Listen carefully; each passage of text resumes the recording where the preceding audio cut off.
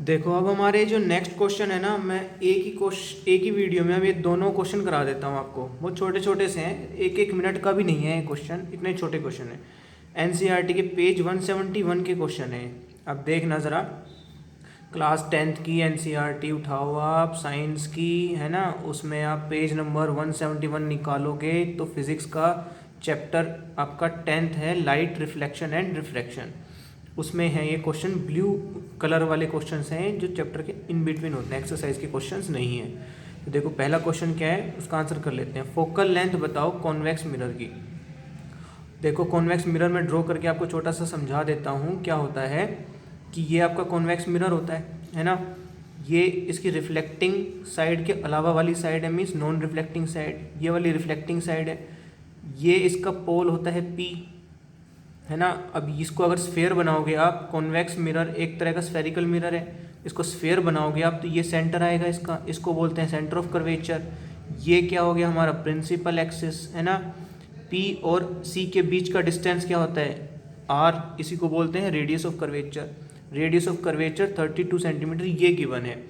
तो देखो by convention पोल के सारी राइट वाली साइड या लेंथ हमने पॉजिटिव मानी है और सारी लेफ्ट वाली नेगेटिव मानी है। सो रेडियस ऑफ कर्वेचर जो गिवन है कितना हो गया, +32 सेंटीमीटर, है ना। अब इसके और इसके एग्जैक्टली मिड में एक पॉइंट होता है, इसको बोलते हैं प्रिंसिपल फोकस, है ना। तो ये कितना हो गया, पी और एफ का डिस्टेंस, इसको बोलते हैं एफ फोकल लेंथ। इसका मतलब आर क्या होता है, 2 टाइम्स ऑफ फोकल लेंथ होता है। एफ क्या होता है, R/2 होता है। इसका मतलब ये +32/2 यानी कि प्लस का 16 सेंटीमीटर। तो ये फोकल लेंथ यहाँ से यहाँ तक की कितनी है, 16 सेंटीमीटर, वही बतानी थी, और प्लस का 16 सेंटीमीटर है इसका आंसर, है ना। आई थिंक आपको ये समझने में कोई दिक्कत नहीं है किसी तरह की।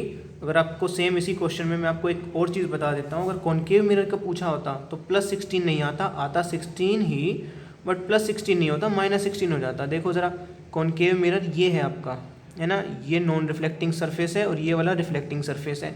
इसका सर्कल ऐसे बनता, ये सेंटर ऑफ कर्वेचर हो जाता, ये पोल हो जाता, और ये इनके बीच का डिस्टेंस r होता, ये exactly mid point f principal focus बनता, ये f और p के बीच का डिस्टेंस यानी कि फोकल लेंथ। यहाँ पर रेडियस ऑफ कर्वेचर सेम होती -32, क्योंकि हमने सारे पोल से राइट वाले डिस्टेंस प्लस माने और लेफ्ट वाले माइनस माने, नेगेटिव, है ना। तो फोकल लेंथ कितनी हो जाती, 16 होती, बट -16 सेंटीमीटर। ये फ़र्क है दोनों की फोकल लेंथ में। आई होप अब आपको ये अच्छे से समझ में आ गया। सेकंड आंसर कर लेते हैं हम। सेकंड क्या कह रहा है कि कॉन्वेक्स मिरर है, सॉरी कॉन्केव मिरर है। कॉन्केव मिरर 3 गुना मैग्नीफाइड इमेज बना रहा है। तो देखो मैग्नीफिकेशन का फॉर्मूला हमें पता है, मिरर के केस में क्या होता है, -v/u होता है, या m होता है h'/h। तो इनको हम कंबाइन कर देते हैं तो क्या हो गया, -v/u = h'/h। ये कह रहे हैं कि 3 गुना इमेज बन रही है, इसका मतलब इमेज का साइज है 3 टाइम्स ऑफ ऑब्जेक्ट साइज। ये गिवन है, this equation is given for us, कि जो इमेज का साइज है ना वो 3 टाइम्स है ऑब्जेक्ट के साइज से। सो यहाँ पर वैल्यू पुट कर देंगे, -v/u = 3h/h। ये क्या है, गिवन, इसको लिख देते हैं गिवन। तो यहाँ पे वैल्यू पुट कर दी तो h से h कट गया, तो v = क्या आ गया,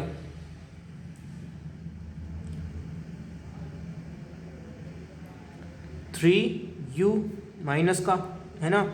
अब u कितना है, कॉनकेव मिरर के केस में u कहाँ रखा हुआ है, u रखा है आपका, देखो अब यहाँ पर है ना, आपको भी बेसिक चीज़ है ना परेशान करेगी, वो क्या है कि मैग्नीफिकेशन के केस में ना ये v माइनस का अपने आप रखा जाता है।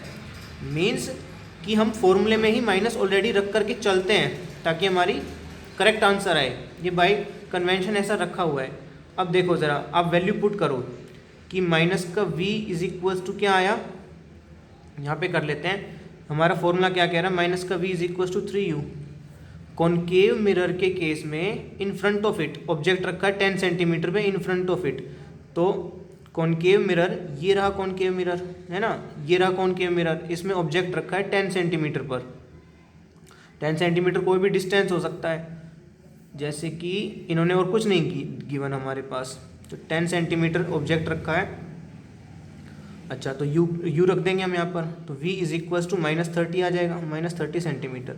इसका मतलब इमेज कैसी आ रही है, इसका मतलब इमेज हमारे पास माइनस आ रही है। इसका मतलब कॉनकेव के केस में हमें पता है, देखो कि अगर मान लो ये 10 सेंटीमीटर पे रखा है तो रिफ्लेक्ट होकर प्रिंसिपल फोकस से जाएगी, है ना, ये रिफ्लेक्ट होकर के पैरेलल चली जाएगी।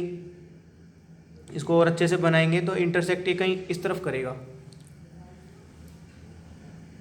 देखो देखो ये यहाँ पे क्या आ गया, सेंटर ऑफ कर्वेचर, है ना, ये एफ है प्रिंसिपल फोकस। हमने एक केस ऐसा ले लिया, सी से पीछे है, तो हमें पता है ना कि इमेज यहाँ पे इंटरसेक्ट करेगी और सी और एफ के बीच में बनेगी, है ना।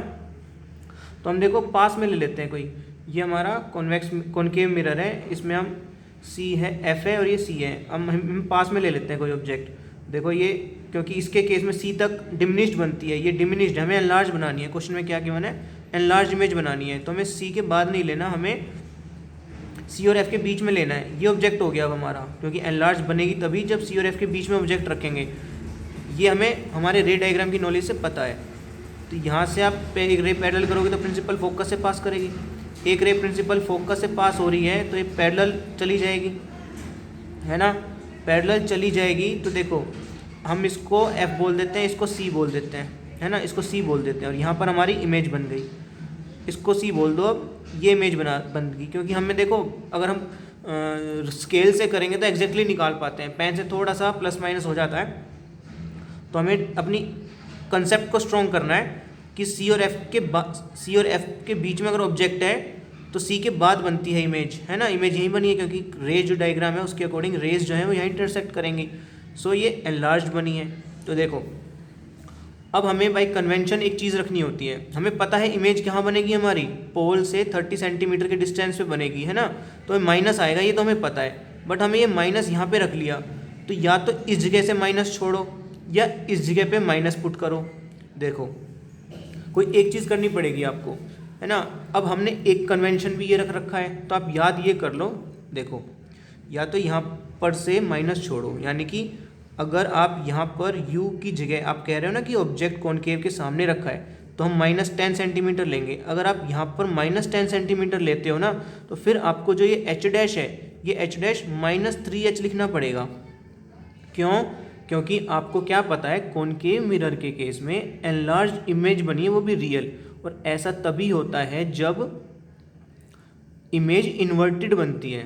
तो ये 3 टाइम्स मैग्नीफाइड बनी है बट इन्वर्टेड इमेज बनी है, तो इसलिए आपको इन्वर्टेड का माइनस लिखना पड़ेगा यहाँ पर, है ना। तो जब सारी चीज़ें आपको ये फॉलो करना है तो ये भी फॉलो करना पड़ेगा। या तो आप यहाँ पे u प्लस भूल जाओ, अपने इस फॉर्मूले के अकॉर्डिंग ही चलो, बट आई थिंक करेक्ट ज़्यादा यही है कि आप इसको माइनस चूज़ करके चलो, क्योंकि सारे ऑब्जेक्ट माइनस में ही लिए जाते हैं, क्योंकि वो लेफ्ट साइड में रखे होते हैं, तो माइनस में ही उनका डिस्टेंस आ जाएगा। तो आप यहाँ पर करेक्ट करो इस चीज़ को कि h क्या है, -3h है, -3h हो गया, मीन्स यहीं पे शो हो रहा है मैग्नीफाइड है, इन्वर्टेड है और रियल है, क्योंकि कॉनकेव के केस में मैग्नीफाइड और इन्वर्टेड रियल ही बनती है ना। तो यहाँ से आपका देखो यहाँ पे माइनस है, माइनस माइनस से प्लस हो गया, तो v क्या हो गया, 3u हो गया, v 3u है ना। तो यहाँ से ये माइनस आया, ये v क्या है, प्लस का v is equal to 3u, u क्या है -10, so v is equal to 3 into minus का 10 यानी कि -30 सेंटीमीटर। तो ऑब्जेक्ट 10 सेंटीमीटर पर है और इमेज बनी है 30 सेंटीमीटर पर, दोनों एक ही साइड बनी है और 3 टाइम्स मैग्नीफाइड बनी है। देखो I hope it is clear for you now.